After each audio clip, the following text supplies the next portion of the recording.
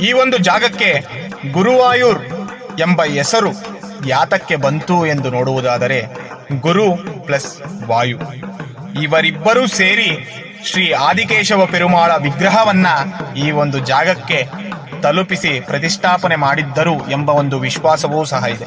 ಆದ್ದರಿಂದ ಈ ಒಂದು ಜಾಗಕ್ಕೆ ಗುರುವಾಯೂರ್ ಅಂತಲೇ ಹೆಸರು ಬಂದ ಕಾರಣ.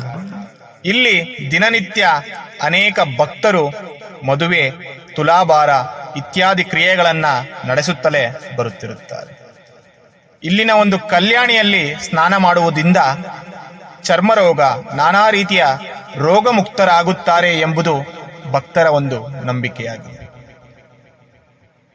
ಇಲ್ಲಿ ಕೃಷ್ಣನ ಒಂದು ಬಿಂಬವನ್ನ ಉಣ್ಣಿ ಅಂದರೆ ಮಗುವಿನ ರೂಪದಲ್ಲಿ ನೋಡಲಾಗುತ್ತದೆ.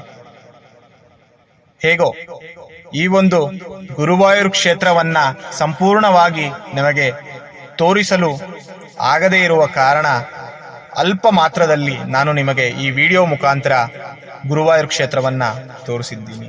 ಸಾಧ್ಯವಾದಷ್ಟು ಭಕ್ತರು ಇಲ್ಲಿಗೆ ಬಂದು ಶ್ರೀಕೃಷ್ಣನ ಅನುಗ್ರಹವನ್ನ ಪಡೆಯಬೇಕು ಅಂತ ಹೇಳಿ ನಾನು ನಿಮ್ಮಲ್ಲಿ ಕೇಳಿಕೊಳ್ಳುತ್ತೇನೆ.